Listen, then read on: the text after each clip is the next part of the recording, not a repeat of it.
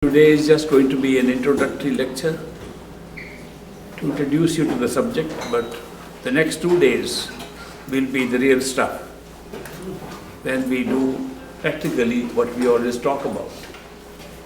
The spiritual science is a very practical science like all sciences. It is no different than any empirical science.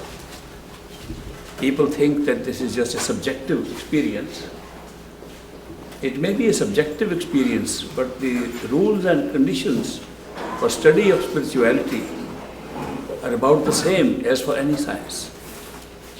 Indeed, when I was at Harvard University, a professor of applied psychology who claimed he was a scientist questioned how I could call the spiritual path a science. Because he said, in science, we have controlled conditions for experiments. The results are made public, published in books, and there is an empirical veracity to the results so that people can all see, and the results are repeatable. Do these conditions apply? And I said, certainly, the same conditions apply to practice of spiritual science. The fact that you have set up a laboratory up in the building on the 6th floor of your building, which was indeed the case.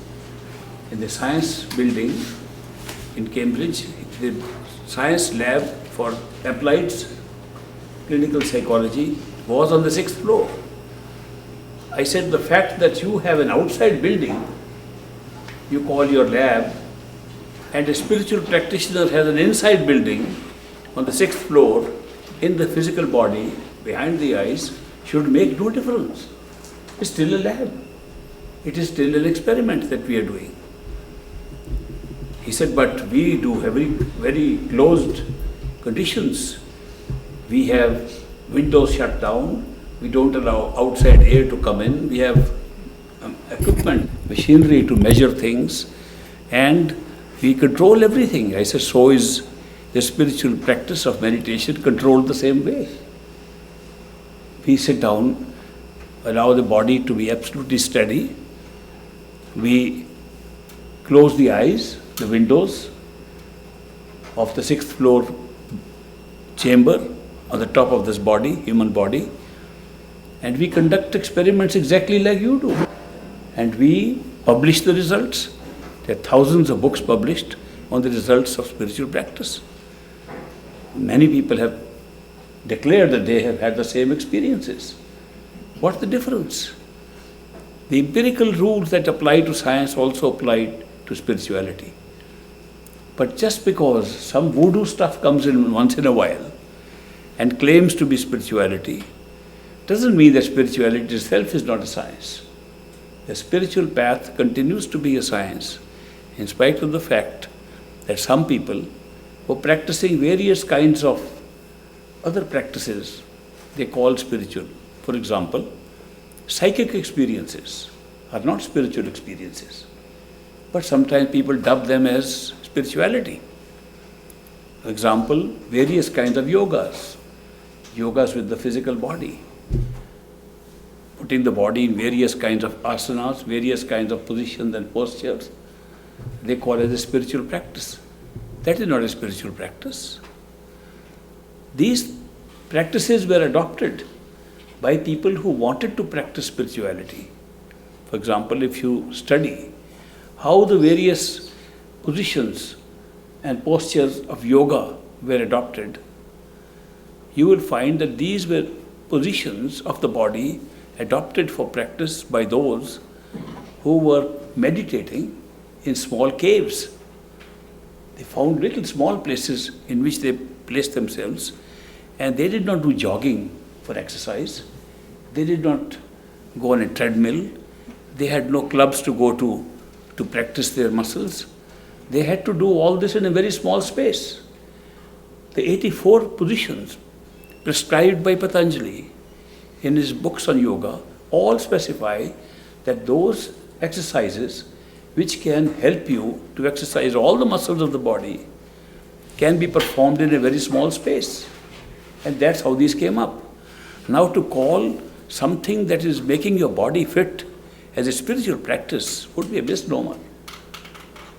Of course, it is used by people who practice spirituality, but does not by itself become a practice of spirituality.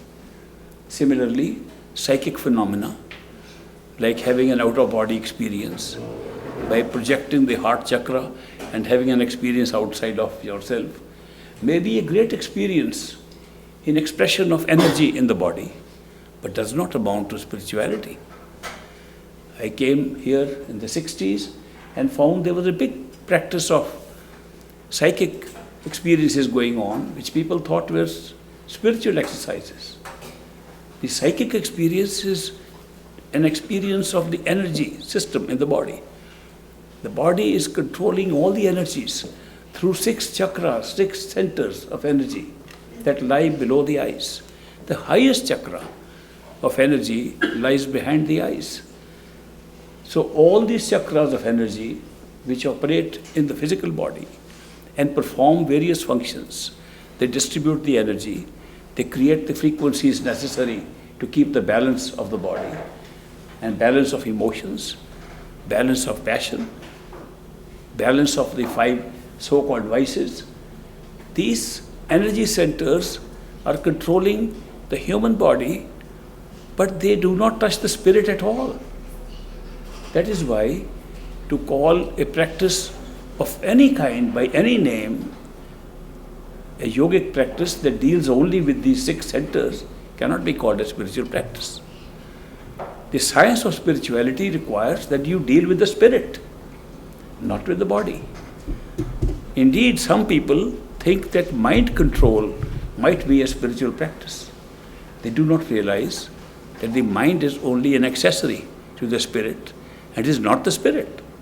The mind has been designed in the human body, in the human frame, in order to hold memory, in order to transfer memory from one body to another, in order to hold all the Akashic records that contain our destinies, in order to play out those destinies in human life, to play out through the 5 senses all the experiences of perception outside. It's a great machine given to us.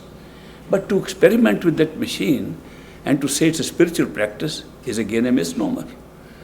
Spiritual practice can only be truly spiritual if it deals with the spirit, with the soul, with the consciousness of a person, with that which makes a person alive, that which makes a person a spiritual person.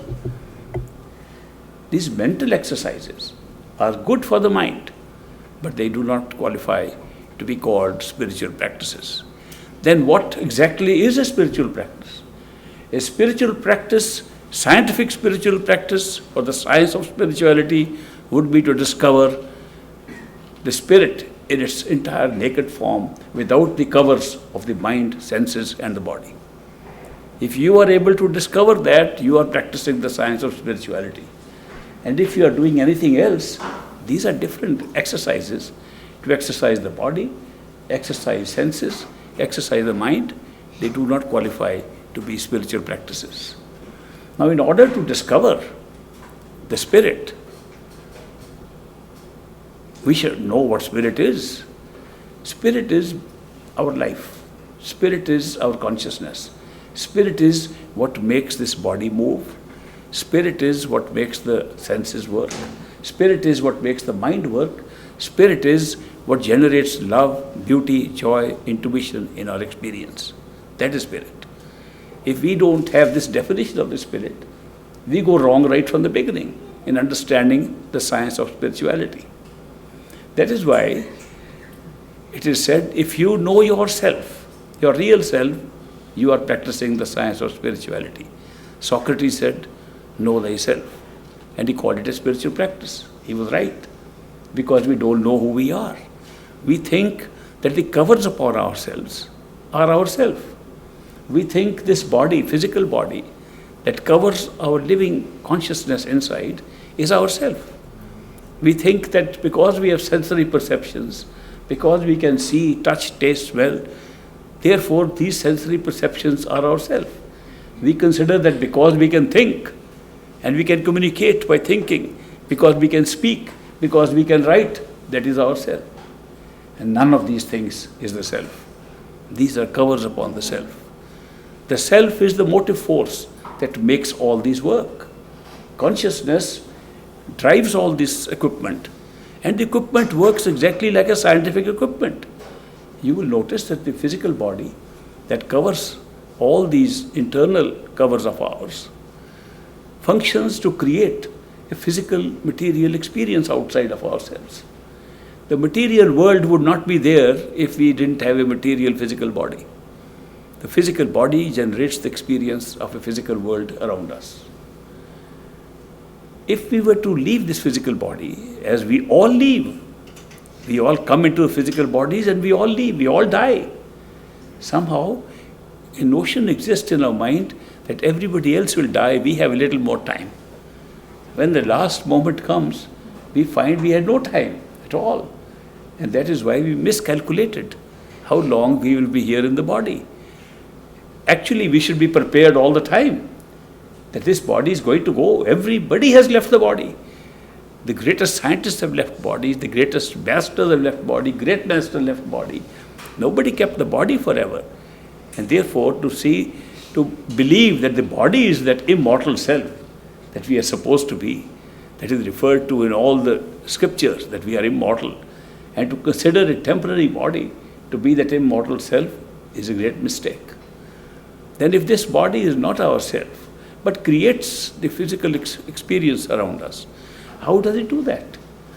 How does a physical body create an experience? We are led to believe, because of the reality of the body, that because this body is real and is not a cover, we believe all the experiences that come through this body must be real. So we take all experiences around us as real. We think the whole world is real. Explored, unexplored, seen, unseen, thought out, any kind of world around us which we are experiencing while in the physical body must be equally real, because we believe our body is equally real. How does the body perceive? It perceives through the sense perceptions. The sense perceptions are actually another cover upon ourselves. The sense perceptions constitute what we call the astral body. The astral body is not a body, it's an experience created by sense perceptions per se. Even if we do not have this physical body, the sensory perceptions continue. And as we will find during the meditation sessions in the next 2 days, you can have all the sense perceptions without the use of this physical body. And I do some experiments with you, scientific experiments, to show you that this is true, that the sense perceptions do not die when this body dies, and therefore they have an independent existence besides this physical body. Indeed, if you are able to experiment with your astral body or the sensory body, you'll find it has a much longer life than this physical body. The physical body, in terms of physical time, only exists for a short period, 50, 60, 100 years, 150 years. It has never gone above that. And that's a very small period compared to the cosmic time created in the material around us, where we say this physical universe that we see has been created 14.5 billion years ago in the Big Bang. And when we talk of billions of years of cosmic time around us, and our body has 100 years life, such a small time. I saw in the National Geographic Museum in Washington, D.C., that they made a big clock to show the birth of this universe at 12 o'clock. I don't know if it was 12 midnight or 12 noon, must be midnight, because it's very dark. When the Big Bang took place, they say it was all dark. So the big clock shows that we did not come into being at 12 o'clock. The universe was created as a single cell, as a single molecule, as a single atom of hydrogen, and gradually developed into helium and hydrogen. The sun which we see today has still not been able to go beyond that, and is a collection of hydrogen and helium after 14.5 billion years after the Big Bang. We also find that on that clock, we go right up to 4 o'clock before even the earth is born. The earth is between 3 and 4 o'clock that we see cool down to the level where we are seeing it now. And then upon the earth comes various kinds of experiments like 6 million years of rain, so that all the earth is covered by rain, which was vapor before that. The whole earth is nothing but ocean. When the ocean is interrupted by volcanic activity of the volcanic energy inside the earth, land appears. And land has been appearing slowly through volcanic action, but it has taken billions of years for all the land to appear. And the land is still less than 1/3 of the total surface of the earth. And on this land came various other species of life. And according to that clock, the earth became habitable for life at 5 o'clock. At 5:15, some of chimpanzees and animals came which were like us according to Darwinian theory of evolution. And at 5:25, man is born. And now we are at 5:27 p.m. If you look at time in that sense, you will see, what are we talking about that 100 years of life is much? It's a very small speck. If you really stand on the edge of an ocean beach and see the waves coming in, like a wave comes, throws up an energy and goes away, our life is no more than that. It's like a bubble that rises, looks beautiful in the sun, is colorful, nice, and then is gone. With such a short life, we are assuming that is the immortal self that we are looking for. Is that what has been described in the scriptures? That we are the immortal beings? Obviously, it is no reference to the physical body, which is so temporary. But if we are able to experiment with the astral body, the sensory body, we'll find it is holding experiences that were there way before we were born. And it can be shown to have experiences that will last in a disembodied state when we have no body, even after we die in the physical body. How do you experiment? We do all the experiments with our physical body here, because that's our only reality at this time. We do not see any other real thing except our physical body and the physical universe around us. How can we experiment with something that happens after death, when we don't have a physical body, but the sensory systems still prevail? Can we double check that they do prevail, first of all? And secondly, how do they function? The method suggested by the practitioners of the spiritual science say, the method is simple. Try to follow what happens to a person when he dies physically in his body. You will notice, if you have seen a person dying slowly in a hospital, or any time that you have had occasion to see a person dying, you will notice that the person dies first from the extremities of the body. He cannot feel where the hands and the feet are. Gradually, he doesn't know where the legs have gone, where the arms have gone. The torso is still there. And when the torso also disappears from the consciousness of the person, he can still speak. And then the life goes away gradually upwards from the lowest chakras to the top chakra. When the brain is reached, the head is reached and dies, the body is dead. The body dies in stages. And the body dies in stages which can be easily seen. Now, the mystic practice says, the spiritual practice of science says, why not replicate this process without actually dying? Do we have to really die in order to have that experience? Or can we simulate this experience by a practice? So they said that there's a very good practice available to us because of a special talent given to all human beings called the talent of using our attention, human attention. Human attention is that part of consciousness which we can manipulate and direct wherever we like. We can put our attention on one particular thing. We can shift our attention, move our attention. Now this capacity that human beings have to place their attention where they like. You want to read a book, you can put your attention on the book and the book becomes intelligible. You want to listen to music, go to a concert, you put your attention on the musicians, on the concert, on the drums and the other instruments, and you pick them up and enjoy them.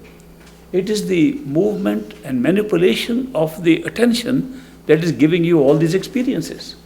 Since attention can be moved from one place to another, the spiritual science says, why not withdraw the attention to your own self within the body at one point?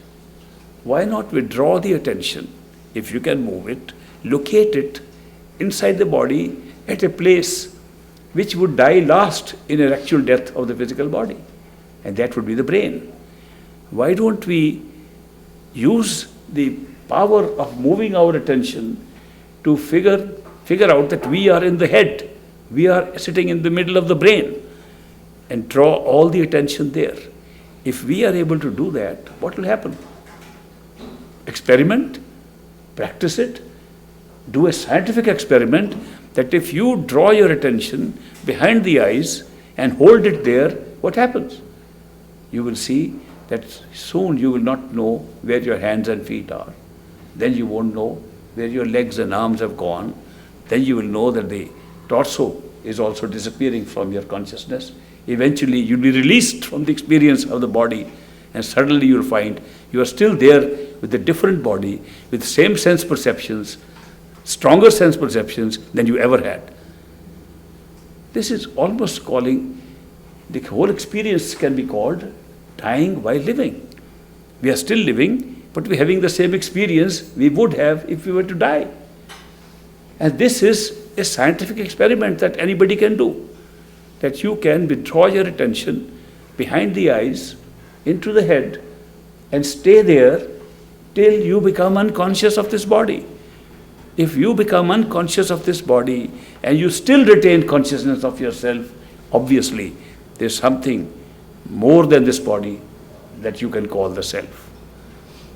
What next? If the astral body or the suksham sharir or the fine body, which consists of sense perceptions but does not consist of any matter, if that body functions by itself, can it move around? You'll be shocked to find that body has more mobility than you ever had here. You cannot even obtain that mobility by traveling first class in a plane, which you can do with that body. You can fly where you like. You can fly within this world. You can fly in this universe. You can fly to any galaxy of this universe. You can fly beyond to galaxies not discovered by science yet. It's one step on the spiritual practice that can lead to this experience. You don't have to depend on somebody else's faith. This is not a faith-based thing, it's a scientific thing. That if you withdraw your attention behind the eyes, you will get the experience which you will normally get only after the physical body dies. That's not all. You can go further and withdraw your attention within the sensory systems that open up when this body is vacated through these means. And when the sensory systems are vacated by the same process of withdrawing your attention to the center of the head of the sensory system, you'll find even the sensory system disappears. And you are more alive than ever before. You find that your mind, which you were using for thinking, which you were using for communicating, you were using for speaking and writing, that mind is no more than another body, covering you, covering the spirit, covering consciousness. And the mind then becomes a causal body, and you discover that everything that you experienced, all life that you experienced in the physical body or in the sensory body, arose from the mind. And truly it has been called the causal body. It's the cause of all experiences. But still it's a body. You can proceed further and leave the causal body in the same way by the use of attention. By withdrawing the attention to the core of the mental body or the causal body, you are able to vacate the causal body and find you were never any of these bodies, you were the spirit. And the spiritual experience has been successful. The science of spirituality has worked. You will notice that the first time you will know who you are, and who you are is immortal. That spirit which was giving power to the mind, that spirit which was giving power to the sensory systems, that spirit which was giving power to the physical body, that spirit which was enlightening you to the point of knowing the entire creation at every level. A creation of the physical world by being in the physical cover of this body, an experience of an astral world, a different world, by being in that astral body, an experience of a much larger causal world by being in the causal body, that you were making all these bodies work, that you were generating all these experiences by putting on these different covers upon yourself, and that you were the spirit. Spirituality comes from the spirit, not from the mind, not from the senses, and not from the physical body. That is the spiritual path. Great master used to say, my path starts from the spirit, from Par Brahm, that means beyond the mind. My path itself is starting from the time when you discover the spirit and then find out what is the origin of the spirit. And the origin of the spirit is the totality of the spirit, which is only one single consciousness within which the whole drama is taking place. That's our reality. That's our truth. We can call that the ultimate creator, the ultimate God, the ultimate self, but that is our self. The spiritual path is a discovery of that self. So anybody who's telling us different ways of doing things which are only exercise for the body, the mind, or the senses is not really telling us anything spiritual. The science of spirituality goes beyond all these. And therefore, the spiritual path is only really taught by those people who have transcended this body, transcended the senses, transcended the mind, and gone to discover what the spirit is, what pure consciousness is. And they discovered that pure consciousness is individuated only for an experience, which indeed becomes a separate body.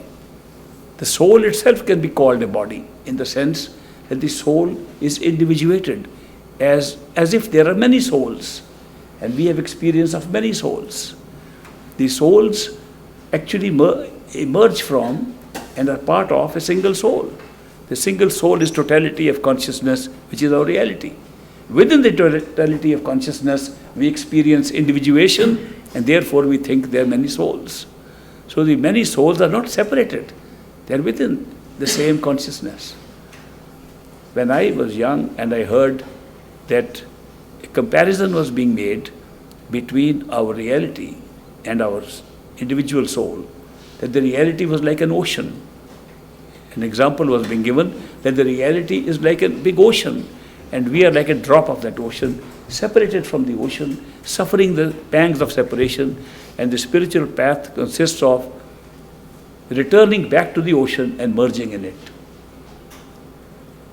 That did not appeal to me at all. I said, what kind of spiritual path is that? If I am a drop of an ocean, at least I have an identity as a drop of ocean. If I get merged, what will happen? I lose my identity. I lose everything. I am nowhere. And what does the ocean gain by having one more drop in it? Nothing. It's a lose-lose situation for both. I am a loser and the ocean is not a gainer. So what kind of spiritual path is this? But I was wrong. The analogy wasn't correct. This analogy that we are separated from the ocean is not correct. We have never been separated. When I discovered the truth was, indeed I was a drop. But I was a drop that never left the ocean. I was a drop that was still within the ocean. I was a drop that had become a drop not by separation, but by shrinking of awareness to the point of a drop. That all that I needed to discover the ocean was to expand the awareness to totality, and I'd be the ocean myself again. That made sense to me. That the separation is not really taking you away from the Creator. You are part of the Creator. You only shrunk your awareness, where you think you are just an individual. And the spiritual path is not a journey that you go somewhere to join somebody.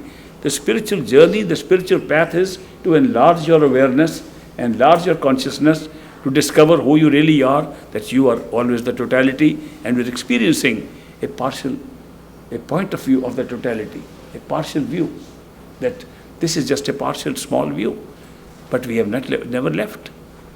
So that is why the spiritual journey can be misstated as a journey. It's such a small journey. Somebody asked me, how long is the spiritual journey? As if we have to travel somewhere. The reason why they asked me this question was because people travel to places of pilgrimage. They travel to various shrines. They travel to different holy places in order to meet their Creator, in order to worship. And they think that you have to make a journey. And the journey has always been made by people by traveling, and they thought that the spiritual journey must also be some kind of a travel. It must be a spiritual travel that you have to do. So when they said, how long is the journey? How long is the distance to our destination? It was a tough question for me. I said, it's a very short journey. How short? Is it about a mile or two? No, it's not even a few inches. I was referring to the size of the head. And then they said, from where you are now to where you go, how far is it? I said, actually, the truth is, the distance is zero distance. The rising of consciousness within that zero distance creates the distance of the journey. It's not that we have to travel anywhere. When we experience things around us, does it ever occur to you, if you are driving in a car, is the car moving or is the whole universe around you moving? Has it ever occurred that maybe the car is stationary and it's all the roads are moving around you? Everything else is bypassing you, and therefore you feel there's a movement.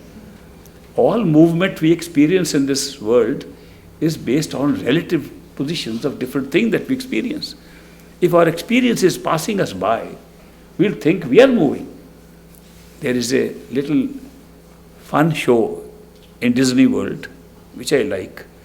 They make you sit in a little bus, and then electronically they produce images and sensory perceptions. The wind is blowing on your face, and on the screen you see that things are moving very fast towards you, and they actually create the impression that you are flying through space. Actually, you are moving nowhere. It's just the experience created by the environment moving around you. Is it possible that this is also happening now? If you are able to study the science of spirituality in its entirety, you will find that is precisely what is happening. You never move. Everything else moves around you and creates the experience of movement. You never change. It's the change around you that creates the experience of change. This is so remarkable. When do you find that out? You only find when you know who you are. You cannot find it less than that. Because below that, all the experience seems to be consisting of change. All the experience seems to be of movement. So you only discover when you discover who you are, when you are the spirit, that you find out that the entire experience generated by senses, by consciousness, by the body, all these experiences created change and movement because you were still and steady at one location, indeed no location. And all locations were created by that consciousness and created movement and change around you. That is why, how long is the journey? There is no journey. You are exactly at your destination right now. We are at our destination right now. If we were not, this body would dry and crumble.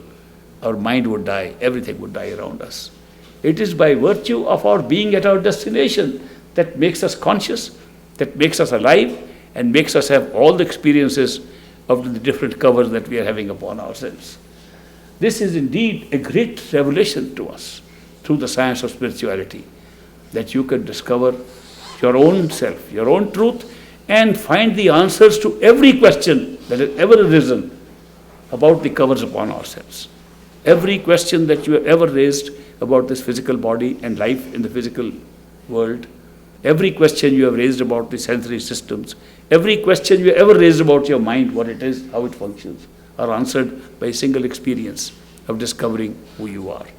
So that is why this spiritual practice is something far more than what we consider it to be. It's not just an experience of having some interesting psychic experiences.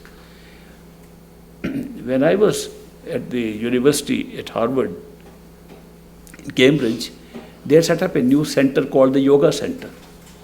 It was the design made by two professors of psychology, who were then teaching psychology at the university. Those two professors were experimenting on consciousness, experimenting with what they called altered consciousness. They wanted to see if we can alter our state of existing physical consciousness, what happens? And they wanted external aid to do that. They did not use meditation or meditational exercise or practices. They imported some mushrooms from Mexico because those mushrooms were known to have altered states of consciousness of the people in Mexico.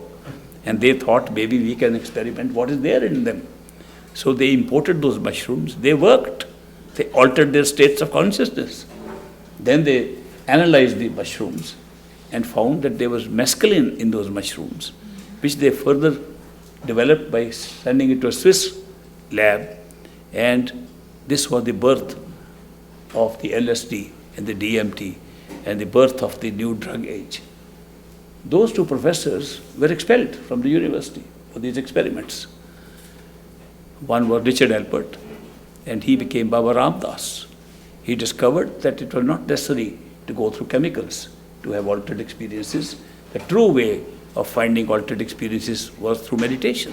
He went to India. He met many masters who were practicing the altered states through meditation, through withdrawing the attention, through moving attention within yourself. And he wrote several interesting books also. The other professor, Timothy Leary, he left and he was expelled from there. He left the country on an island and set up a new church. And he called the church of the boo-hoo. Why did he call that? Because he thought there was not much difference between the sublime and the ridiculous. So that is why he found that if you discover what consciousness is, how it can be altered so easily, you'll discover that we are experimenting with the periphery of spirituality. So these two professors had a yoga center there. And I was a student, and I had 3 other students from India who were studying there on a fellowship, on a scholarship that we got. And the other 3 were fond of drinking, dining, wining, womaning, whatever it is called.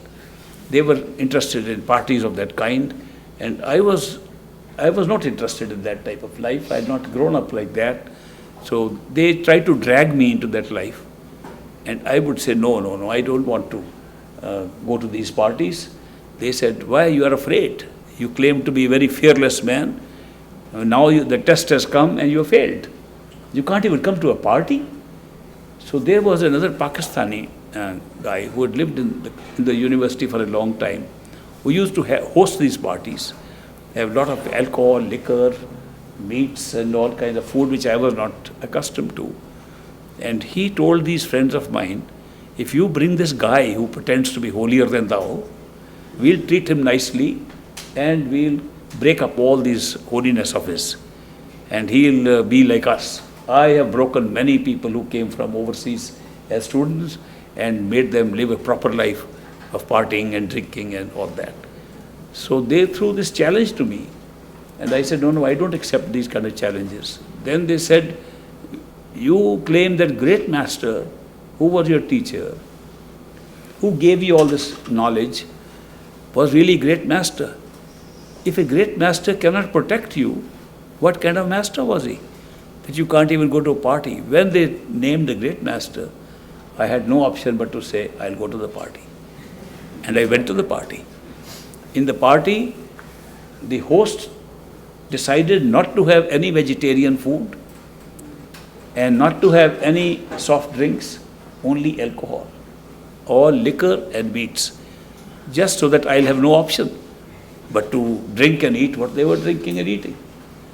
So when I reached there, 3 of the fellows there were from the yoga center who had been practicing altered states of consciousness. So when I sat down, by chance it happened that 2 of them were sitting next to me, and they began to describe that day's experience with the mushrooms. And they mentioned how the room had become pink and the walls were trying to draw them inside the wall, and they were telling them some unusual experience. So I interfered with their conversation, I interrupted them and I said, then this happens, then the walls come like this color changes like that. So they thought I was in it too. So they said, you too? A2 Brutus? And I said, no, I have never taken any of these mushrooms. I have never taken any of these drugs. And then how do you know all about it? I said, what you're describing is a very simple experience anybody can have by a concentration of attention on the heart chakra. And people are doing it all the time. This is nothing unusual. So they were so surprised by this. They said, you mean to say without drugs you can have the same experience as drugs? So they invited me to address the yoga center next day. It was called, the title of the talk was, Turning On Without Drugs. So I told them they can all turn on, and drugs is not necessary. Drugs are chemicals. They're interfering with your normal energy levels, usage of energy centers, and you just alter them and you get these experiences. I told them this is not spirituality. Turning on and having an unusual experience, even having an experience of out of body, means nothing. It is just a temporary experience, lower than your wakeful experience. When you finish the experiment and you are awake, you feel this is more real than that. How can that be more real? If this wakeful state is real compared to your altered state, how can the altered state take you to any greater reality? So I mentioned some of these points in my talk to the yoga center, and they were surprised that all that they were experiencing could be done through practice of various kinds of meditations and yoga and so on. It has been done for centuries. So the point I was making is that they were considering that there is something to be done externally to the body, whereas all the experiences can be obtained within yourself through meditation. Meditation is the most powerful art that we have ever discovered in order to discover the highest levels of reality within us. Some people say we read books and they say this world we see is illusion. I said, do you believe it's illusion? I'll just take a little pin and prick you and see if you still call it illusion. There was a guy who came to the Dera of the great master once, and he was talking about his knowledge of Sachkhand, true home, and the highest regions. I said, here's a guy who's come for the first time, he knows all that. But then I found he was fake, and he was just trying to pretend that he was all that he had controlled himself completely, his mind was under control, his soul was under control. So I actually took a pin, a small safety pin, I opened it up, and I poked it in him. I knew I could run faster than him. I was much younger. I was just a child. And when I poked it, he got up and got so angry. He ran after me. I asked him, where are those 5 kids gone?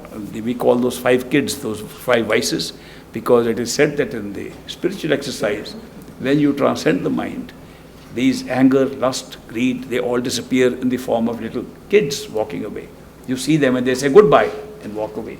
It's just an experience, a spectacle that comes.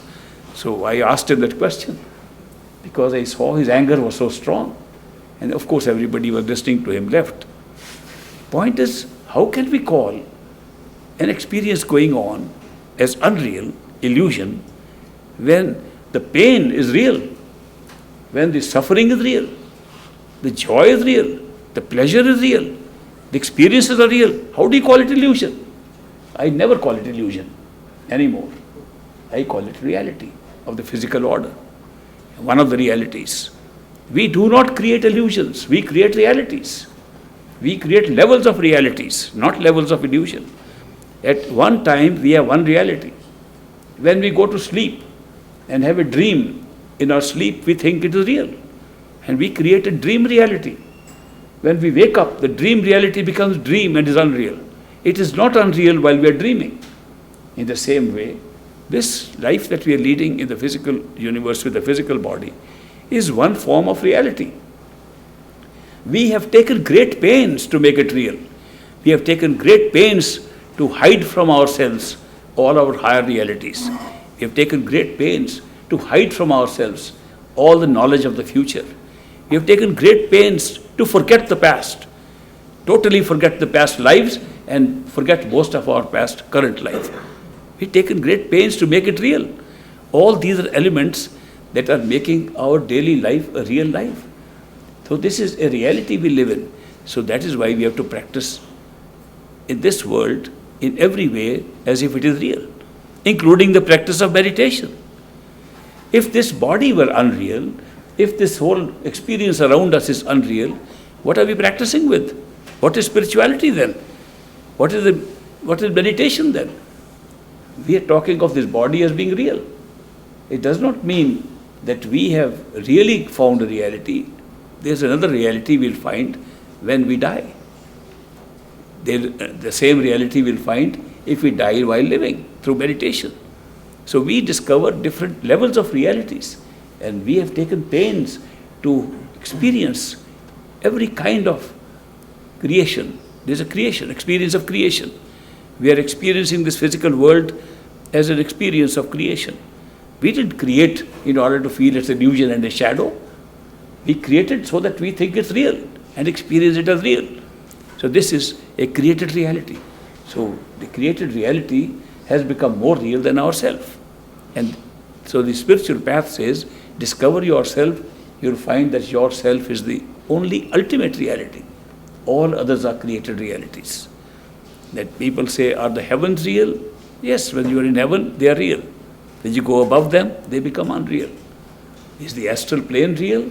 It's very real, much more real than the physical plane.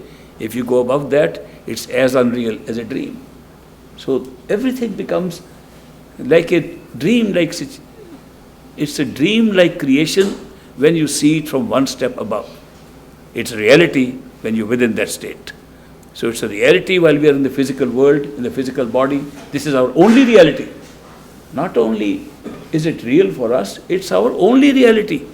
We do not have anything else. If we believe that there is a higher reality, that there are heavens, that there are higher levels of consciousness, they are only our imagination. They are only part of our conjecture that they are there. But what pinches us, what pricks us with a little needle is this physical body and the physical world around us.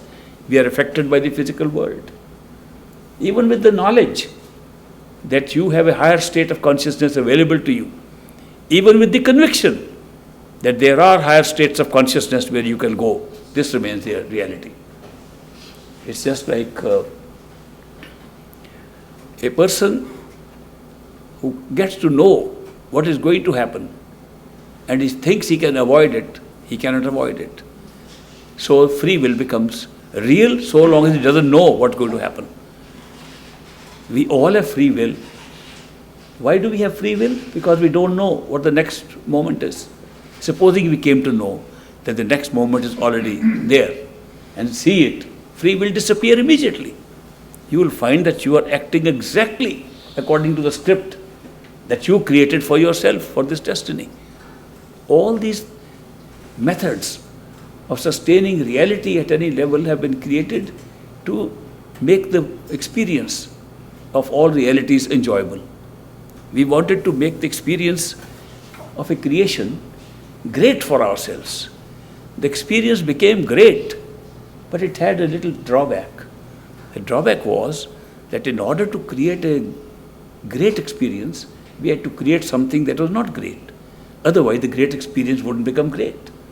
In order to create an experience of pleasure and to know what pleasure is, we had to create an experience of pain. If you don't have the opposite, you don't experience it. In order to see this light, we had to create darkness. Imagine if this light that is here, which we are seeing, were always there. Day and night, you close your eyes, you see the same light. You open your eyes, you see the same light. Do you know what would have happened? You would never have seen the light. Because the only way we know there is light is because we've also experienced darkness. Carefully examine this. You will find all experiences of ours are based upon the principle of pairs of opposites, based upon the principle of duality. If there is no pair of opposite, we do not experience it. It disappears from experience. So that is why, if you notice, right from the material creation, of atoms, protons, neutrons, electrons, right from that article science up to the levels of consciousness that you can examine, everything has been placed in pairs of opposites. And it's the opposites that is creating the experience of both sides. So we have taken care to create both in order to make it a reality. But why did we want a real universe? For adventure, for fun. We thought it would be great to have a wonderful illusion turned into a reality which we can then personally experience, and we should make the adventure huge, large. It should be a big carnival, not a small Disney World or something, but a big Disney World in which we should come and have fun and have rides and things like that, and also have some pain and suffering in order to know that there is pleasure and happiness. We set it all up. Then what happened? What happened to our adventure? What happened to the fact that we did all this for adventure and fun? We don't seem to be having fun. We have taken this show to be the only reality, and nothing else is possible, and therefore we are trapped, that we are in a big trap. Of course we created the trap for ourselves, and we didn't create one trap, we created trap after trap and put cage into each cage and have placed ourselves in a position where we now can't even have fun. We are losing our sense of fun because the suffering seems to be overtaking even the fun part. If you look at your life carefully and look at all the events of life, you'll find many of them were good, some were bad. Many of them were happy, some were sad. Many were plus, many were minus. If you see objectively, they're virtually well balanced, the plus and minus. But the minus looks longer and bigger than the plus. The reason being that a new element was introduced into all this experience called the element of time. And time is the greatest trap of all, because time placed all events at different positions and changed everything. By time, we were able to divide the experience into pain and pleasure at separate times. That we could have a very good, pleasurable moment, and then we could have a sad moment, and the two got separated by the creation of time. Then what else did time do? It treated the two types of experiences differently in terms of subjective experience. If we had a painful moment, it looked much longer than if we had a pleasurable moment. If you had 5 minutes of pleasure and 5 minutes of pain, the 5 minutes of pleasure disappear like 1 minute, and the 5 minutes of pain look like 5 hours. So therefore, subjectively, we converted a world in which we had created balance in the pairs of opposites, a balance in duality, into one where the pain has overtaken the pleasure and unhappiness has overtaken the happiness because of the time factor, and time moves slowly. Oscar Wilde, in his essay on suffering, opens the essay by this sentence: suffering is one long moment. When a moment does not pass, it's suffering. So suffering is not based upon what's happening, it's the extension in subjective time. We feel it's longer. The clock doesn't say it's longer. The watches won't say it's longer. We'll feel it's longer. And therefore, a world that was created for us to have an adventure has suddenly turned out to be a world of unhappiness and pain, more than happiness and pleasure. How do we reverse this? By discovery of the nature of the creation, by discovery how we created all this, how we are part of it. And that is done through the practice of the science of spirituality, through meditation and meditational practices. Now we will be dealing with this subject in a practical way in the next 2 days. And I have been always saying that the spiritual path is not a path merely of philosophy or of high-sounding words or of high-sounding ideas. It's something that we have to personally experience. If you do not personally experience what we talk about here, you are nowhere understanding the spiritual path. The spiritual path is best understood by personal experience and personal practice, because there are so many experiences lying ahead in our spiritual path which cannot be explained by logic, which do not follow the laws of logic, which are inconsistent with the laws of logic, and yet they are real. And those experiences can only be described as an experience that you have. It's a personal experience you have. You can try to describe it, but defies even description. So when these kind of experiences lie in our reality, in our higher realities, the only way to know them is to experience them, to go there, to have it. So that is why our talks and our lectures have no meaning unless they are followed up with the practice of what we talk. And so, some of you think I just do the talk here. No, I do the walk also. Not only talk the talk, but do the walk. The walk tomorrow is walk the walk. So I'm glad that so many of my friends have come from very far off places, I notice. And I'm very happy to see all of you. And I'll be working with you the next 2 days in experimenting on what we've just been talking about. That means practice, and practice as much as you can during a workshop of this kind, because when you go away from here, there's so many distractions in life, so many other things that take you away, and therefore you lose the momentum which can be created by practicing here. So you have to regenerate this experience by a constant meeting of this kind. It is not necessary to hear things over and over again, but our mind is forgetful, and we slip away from our promises that we will do this, and we go away and we forget about them. So that is why it's good to practice something here, then carry it with you. And if you are able to achieve some of these experiences while you are here, it is not easy to forget them because they are unforgettable experiences. And I'm hoping to see many of you have those experiences in the next 2 days. So welcome to this meditation workshop, and I'll see you tomorrow. Thank you.